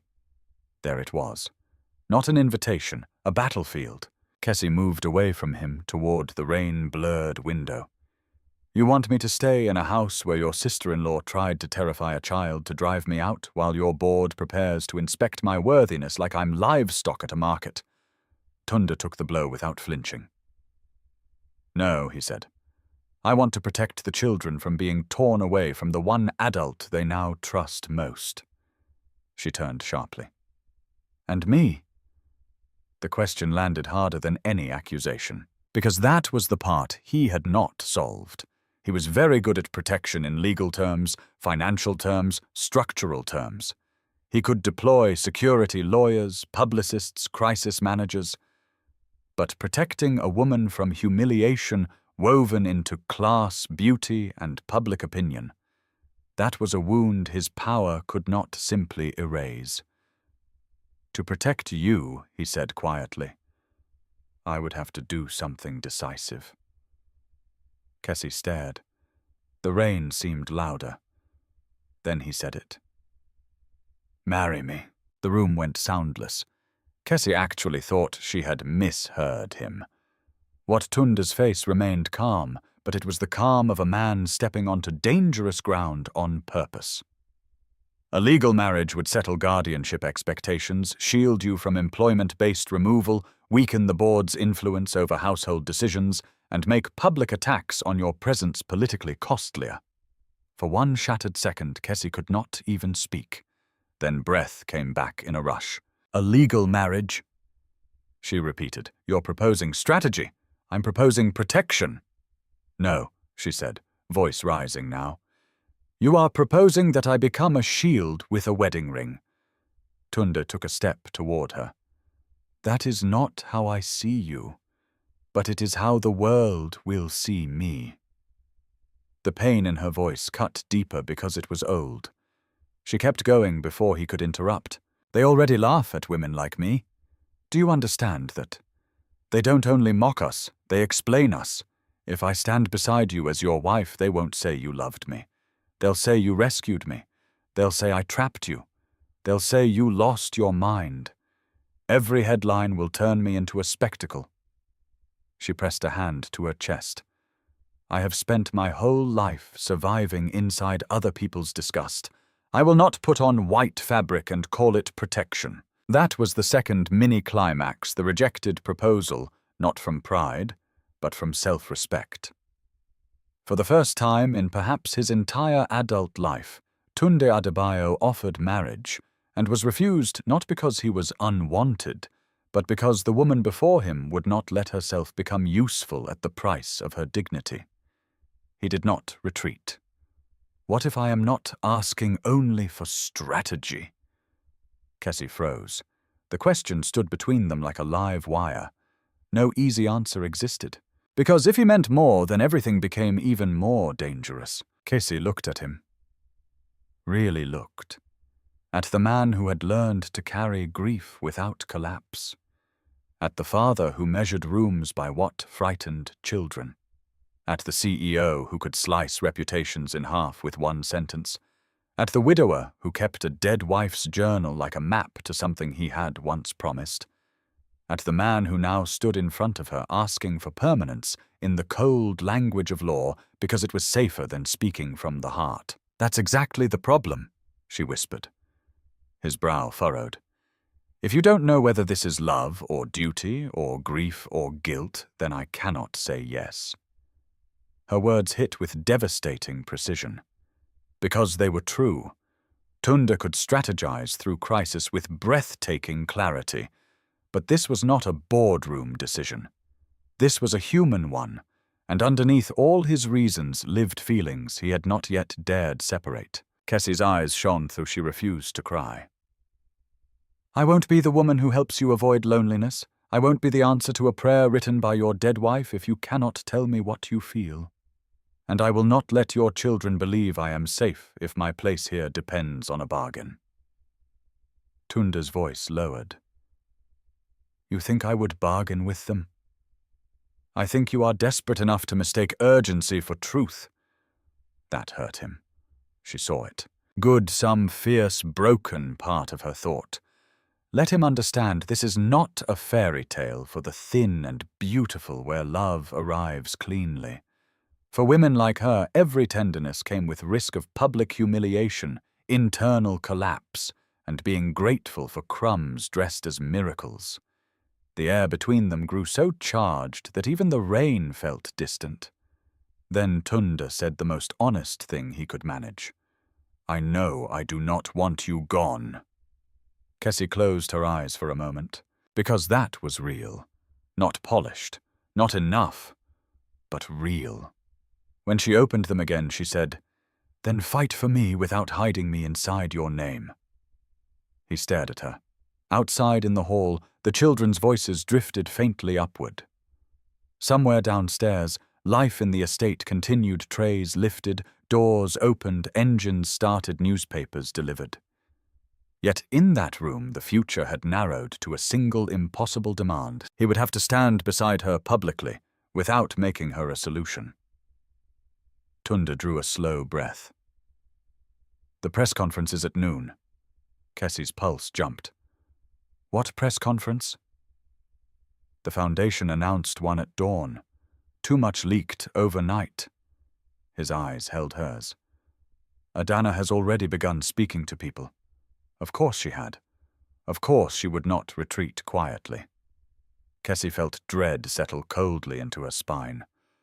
"What are you going to say?" Tunda answered without hesitation. "The truth, as much of it as I can." But even as he said it, both of them understood that truth alone might not be enough. Truth did not stop mockery. Truth did not erase beauty standards, or class cruelty, or the hunger of cameras for a ridiculous woman beside a powerful man. Kesi looked down at Io's drawing still lying on the bed. Home. A simple word. A devastating one. Then footsteps pounded up the hallway. Fast. Panicked. Malik burst through the half-open door without knocking, face white with fury. "They're on the television," he said. Both adults turned. "Who is—" Malik's voice shook. "The reporters. And Aunt Adana is telling them you brought Kesi here to replace our mother." Silence crashed into the room. Not because it was unexpected, because the war had just moved into public view. The television in the upstairs family lounge was already on when Tunda and Kesi reached it. One of the house staff must have turned it up in shock because the volume was too loud, filling the corridor and the room beyond with the bright, merciless energy of live scandal. The children had gathered near the doorway, not fully inside, as if even they understood that what flashed across the screen was dangerous. Adana stood outside the Foundation building, sheltered beneath a black umbrella, while cameras leaned toward her like hungry birds. Her face was composed. Her sorrow looked expensive, and her lie was beautiful. "We are all concerned for the children," she was saying in a low, wounded voice. "My brother-in-law has been grieving for a long time. He is vulnerable. The household has been under strain, and now a temporary worker from a charity center has been brought into an emotionally fragile environment with alarming speed. I only pray the children do not suffer because of adult confusion." Adult confusion. Tunde's face turned to stone. Kesi felt something more dangerous than shame rise through her. Rage. Not hot, chaotic rage. Colder than that. Cleaner. The kind that arrives when someone uses children as decoration for cruelty. On the lower part of the screen, the captions had already become knives. "Household in crisis mystery. Woman brought in to replace late wife, children attached to controversial caregiver." Controversial. Kesi almost laughed. That was how the world translated a woman it could not easily categorize. Too large, too ordinary, too unglamorous, too real to fit the polished fantasy people expected around powerful men. Sana pressed into her side, frightened by the atmosphere more than the words. Malik stood rigid, fists clenched, so tight his knuckles had gone pale. The twins looked from the television to Kesi, as though trying to understand how adults could transform love into accusation. Io stared at the floor. Tunda picked up the remote and turned the volume down. No one spoke for a second. Then Malik burst out, "She's evil!" Kesi crouched slightly so she could see all 5 children at once. "Listen to me," she said. "What adults say on television is not always the truth." Malik's eyes flashed. "Then tell them." The words cut through her, because underneath the anger was a plea. "Do not disappear into silence. Do not let them redefine what we are to you." Tunda heard it too. He looked at Kesi. The press conference is in 40 minutes. Kesi rose slowly. This was the moment when fear should have won. Every instinct she had built through years of humiliation screamed at her to retreat. Stay inside. Let the powerful people speak. Avoid the cameras. Avoid the headlines. Avoid becoming a spectacle. But then she looked at the children. They had already spent too much of their lives watching adults decide their reality for them. No, not this time. I'm coming with you, she said. Tunde studied her face for only a heartbeat, searching for hesitation. Panic, fragility. He found something else. Resolve. He nodded once. Then we go together. That was the first major mini-climax of the chapter. The woman most likely to be shamed had chosen visibility anyway. The next 20 minutes moved with brutal speed. Security coordinated the route. A stylist from the foundation office was suggested, then dismissed at once when Kesi quietly said, "I'm not becoming a costume." Mama Sade brought her a simple deep blue dress from the house wardrobe reserve, modest, elegant, loose enough for comfort, impossible to mock as vulgar. Kesi almost refused, but Mama Sade held her gaze and said, "Let them meet your dignity properly." So she wore it, not as transformation, as armor. While she changed, Tunde made calls in the hallway outside. His voice was clipped, precise, devastatingly calm. Legal team. Foundation director. Media coordinator. Security chief.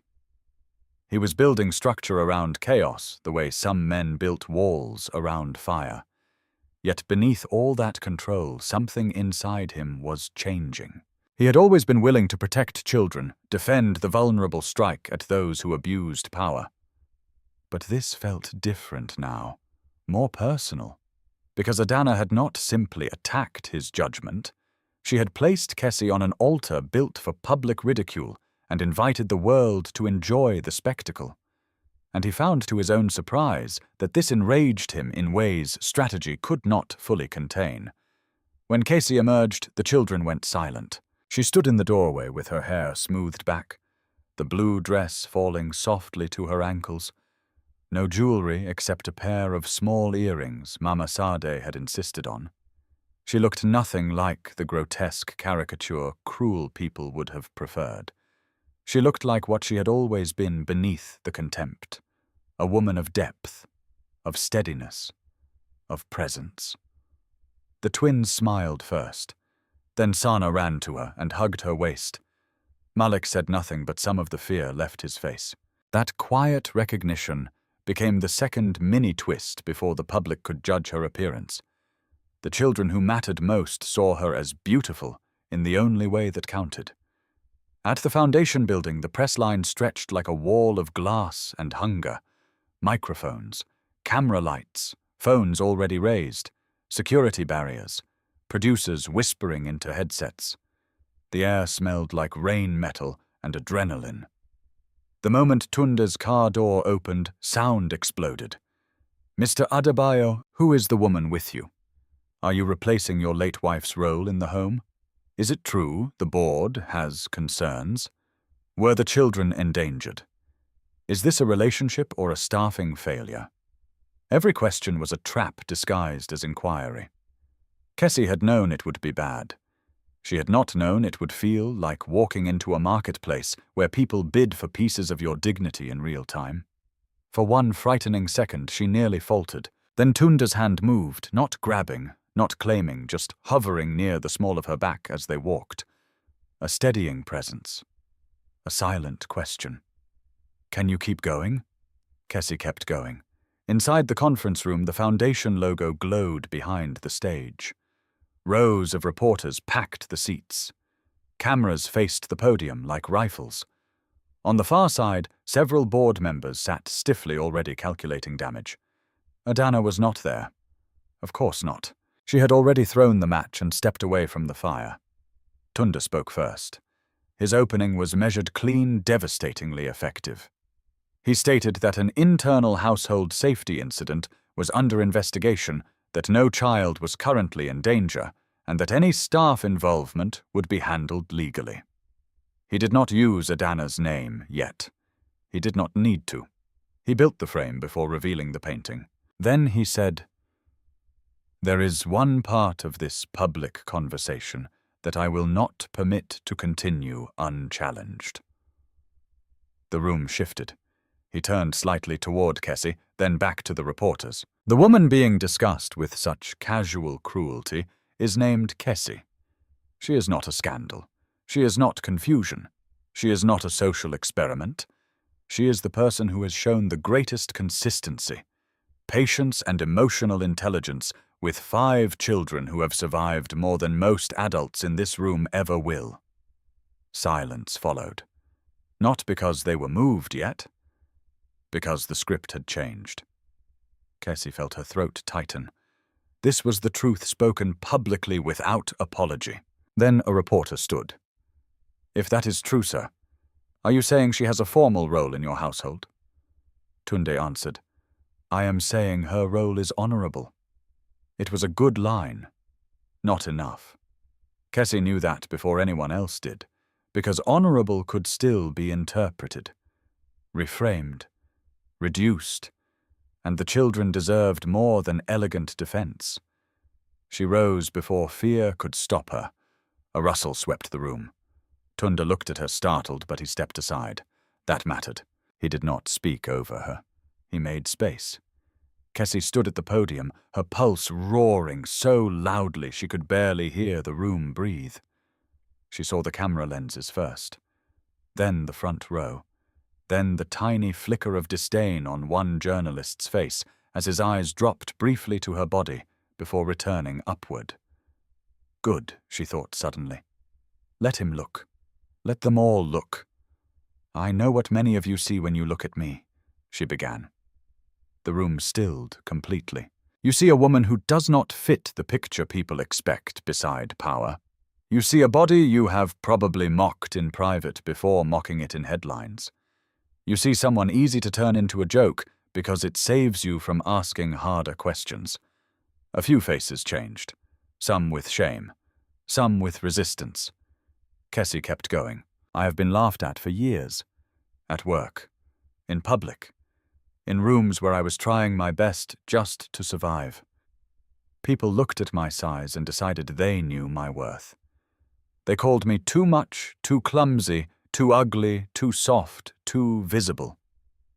But 5 children who had every reason not to trust adults looked at me and saw something else." Her voice trembled once, then steadied. They saw safety. That word hit. You could feel it. It moved through the room and settled where spectacle had been. Kesi glanced toward the side entrance, where, despite instructions to stay upstairs in the private office area, 5 small figures had appeared with Mama Sade and security in helpless pursuit. Her heart nearly stopped. The children. Malik met her eyes. Sana broke first and ran. Gasps rippled through the room as the little girl climbed the stage steps and wrapped herself around Kesi's legs. Then Ayo came. Then the twins. Malik last furious at the whole world, but there.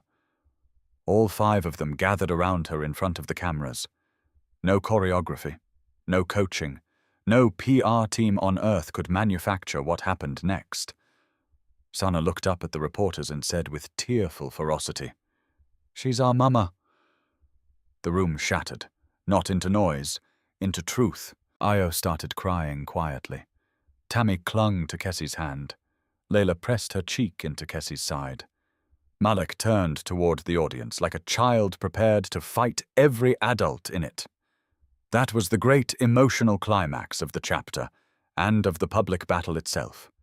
The children had chosen in front of witnesses. There would be no polite way to erase it now. Tunde stepped back to the podium, but the room belonged to them already. His final words were delivered into absolute silence.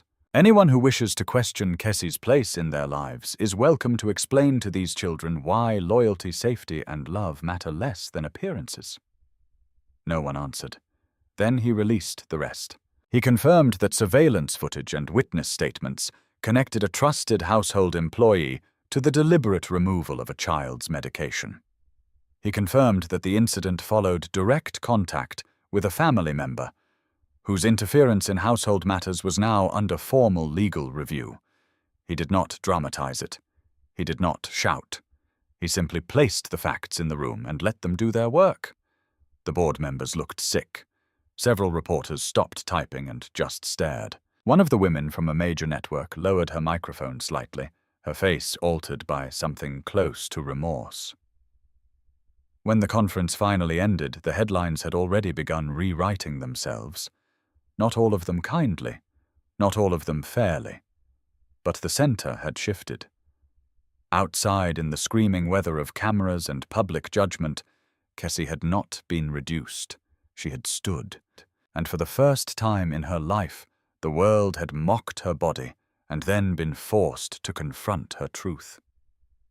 The house felt different after the press conference, not quieter. Quieter would have suggested peace. This was something else. The silence that follows truth. By the time Tunda's car returned to the estate, the first wave of headlines had already spread across television phones, private message groups, and the soft, poisonous channels where rich families fed gossip to one another like medicine. Some still tried to be cruel. Some called Kesi dramatic. Some called Tunde reckless. Some sneered that the children had been coached because people who had never fought for love often believed love itself must be staged when it appeared in public with that much force. But other voices had begun to rise too. Women posted their own stories of being mocked for their bodies. Former caregivers praised Kesi's composure.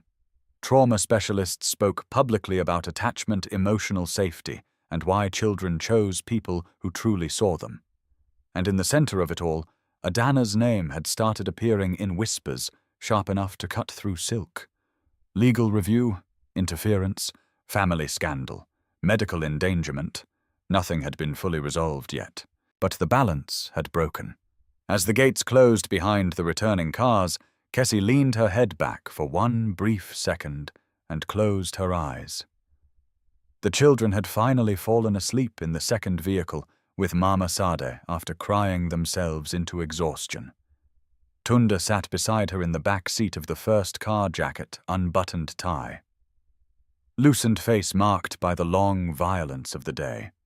Neither spoke immediately. The rain had stopped. The evening sky was bruised purple over the gardens. I almost turned around at the entrance, Kesi admitted at last. Tunda looked at her. At the foundation, he asked. She nodded. I thought if I walked in there I would become exactly what they wanted. A spectacle. A joke. One more large woman people could dissect while pretending it was concern. Tunda's mouth tightened, not in disagreement, but pain. You became none of those things. Kesi let out a tired breath. Not because they were kind.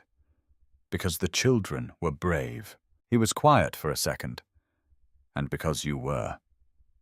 That should have felt simple. It did not. Nothing between them was simple now. The children had called her mother in front of the world. Tunda had stood beside her without flinching. The board had heard his defense. The media had heard her truth. The hidden war in the house was no longer hidden. And still beneath all the victory, one question remained, where it had always been. What happened now? The answer began to take shape before they even entered the house. Tunda's lawyer was waiting in the study. So was the foundation director. So unexpectedly was Mama Sade, who had clearly decided her age and loyalty gave her the right to remain wherever truth needed witnesses.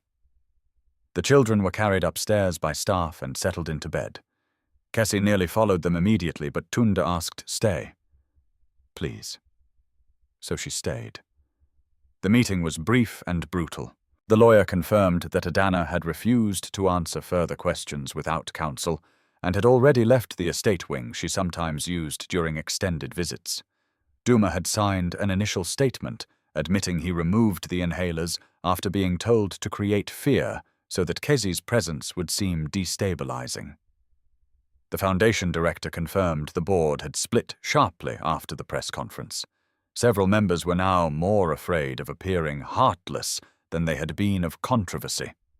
Public sympathy, while imperfect, had moved fast enough to matter.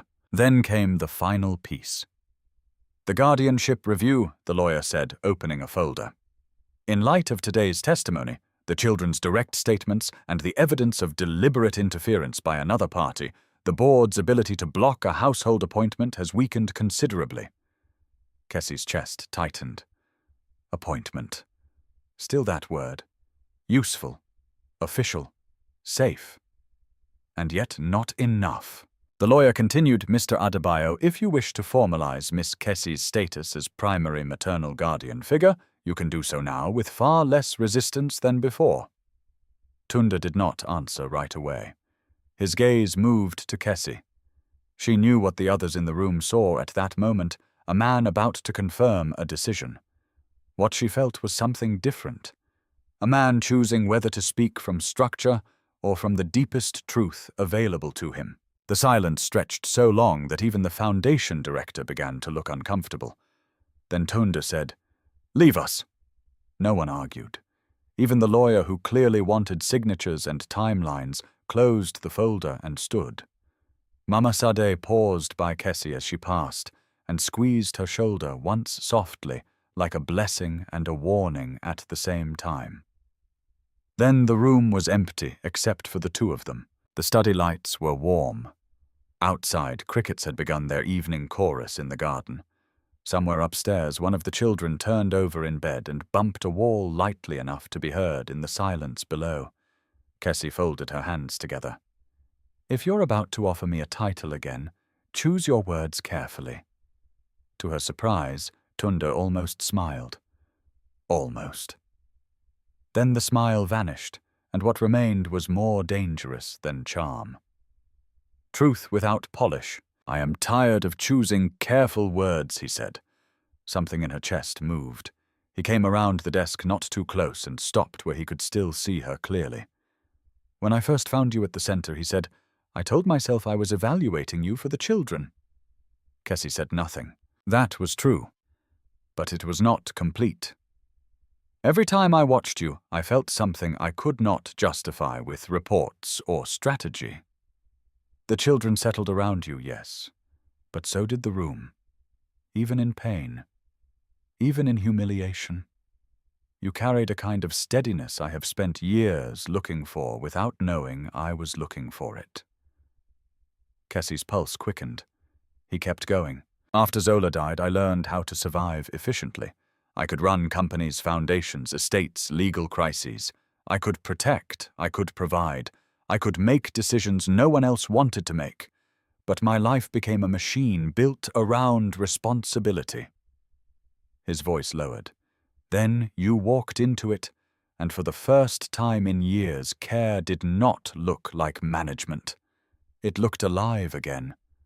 The words struck so deep Kesi had to look away, because this was no longer strategy, no longer rescue, no longer the language of arrangements. Tunda took one more step, still not touching her. "I asked you to marry me this morning for the wrong reason first," he said. "Not because the marriage itself was wrong, because I offered it as protection before I offered it as truth." Kesi's throat tightened. "I know. I do love the children," he said. "I will fight for them with or without the world's permission. But what I feel for you is not gratitude. It is not grief borrowing your warmth. It is not duty wearing tenderness as a disguise." She looked at him again then. His face had no performance in it, no grand romance practiced for effect. Only a man standing without defense. "It is love," he said, "and it has become impossible for me to pretend otherwise." The room went still around that sentence. Kesi felt the years inside her react all at once. Every insult, every chair that cracked under laughter, every meal eaten in shame, every time she avoided mirrors because the world had trained her to see failure before form, every time she gave care while believing no one would ever choose her for anything beyond usefulness, All of it rose like floodwater behind her ribs. And there, against that history, stood this man, saying the word she had least trusted in connection to herself. Love. She laughed once, but it broke in the middle and almost became a sob. "Do you know what people will say?" she asked. "Yes. They'll say you pitied me. Yes. They'll say I trapped you. Yes. They'll say a woman like me should be grateful a man like you looked at me twice." Tunde's expression hardened. Let them choke on it. That made her laugh for real through sudden tears. He watched that laugh like something sacred. Then Kesi shook her head slowly, still overwhelmed. "You make it sound easy." "No," he said. "I make it sound worth it." That was the true payoff of everything that had come before. Not the scandal, not the exposure, not even public vindication. This, a love that did not erase the difficulty but stood inside it willingly. Kesi covered her mouth with one hand for a moment. She was crying now, quietly, and she hated crying in front of people. But perhaps she was tired enough, full enough, safe enough to stop fighting it. "I don't know how to be chosen like this," she whispered. Tunde answered with the gentlest truth he had. "Then let me keep choosing you until it feels real." A sound came from the doorway. Both turned. 5 small figures stood there in the dim hallway, caught between sleepiness and determination. Malik in front, of course, Sana rubbing one eye, the twins leaning together, Io holding another folded paper. None of them should have been awake. All of them had clearly conspired anyway. Malik looked annoyed at being emotional, which only made the moment more fragile. "We heard talking," he said. The statement was both accusation and excuse. Tunde's voice softened instantly. "You were meant to be asleep." "We were," Tami said. "Then we woke up?" Layla added. Sana padded into the room first and reached for Kesi. The others followed more slowly until all 5 stood around her again, as if the story itself had come full circle. Io held out the folded paper. Kesi took it. Inside were 5 separate pieces, clearly torn from different notebooks and then tucked together. One from each child. She looked up confused. Malik crossed his arms. "Read." So she did. The first said, "You listen before you speak." The second, "You make bad dreams smaller." The third, "You don't look disgusted when we cry." The fourth, "When you say goodnight, I believe morning comes." And the fifth, in shaky little letters from Sana, said simply, "Please be our mama forever." Kesi broke, not loudly, not dramatically, but completely. She knelt because her legs could no longer hold her, and the children rushed into her arms in a tangle of warmth, hair, tears, blankets, and absolute trust. Tunde stood watching them, his own eyes no longer untouched by emotion. That was the final great twist and payoff. The title had promised the CEO would choose her as mother of his 5 children. But in the end, the deepest choice came from the children themselves. When Kesi finally lifted her face wet with tears and laughter, she looked at Tunde over the heads of the children clinging to her. "Yes," she said. It took him a second to breathe. Yes to what Malik demanded suspiciously, because he trusted happiness only after inspection. Kesi smiled through tears. "Yes," she said, to staying. The children cried harder. Then she looked at Tunde, and this time her voice became steadier, fuller, braver. "And yes," she said, to letting you love me without hiding me. Tunde crossed the room then and knelt beside them. Not above, not apart, but beside. He did not make a speech. He did not reach for grandeur. He simply placed one hand over hers where it rested on the children and bowed his head for one brief second, as though gratitude itself had made him humble. In that quiet circle on the study floor, something finally healed. Not every wound, not all at once, but enough. Enough for a home to begin, enough for shame to lose some of its power, Enough for 5 children, 1 wounded woman, and 1 weary man to become a family not built on appearances but on truth, responsibility, justice, and the terrifying grace of being chosen anyway.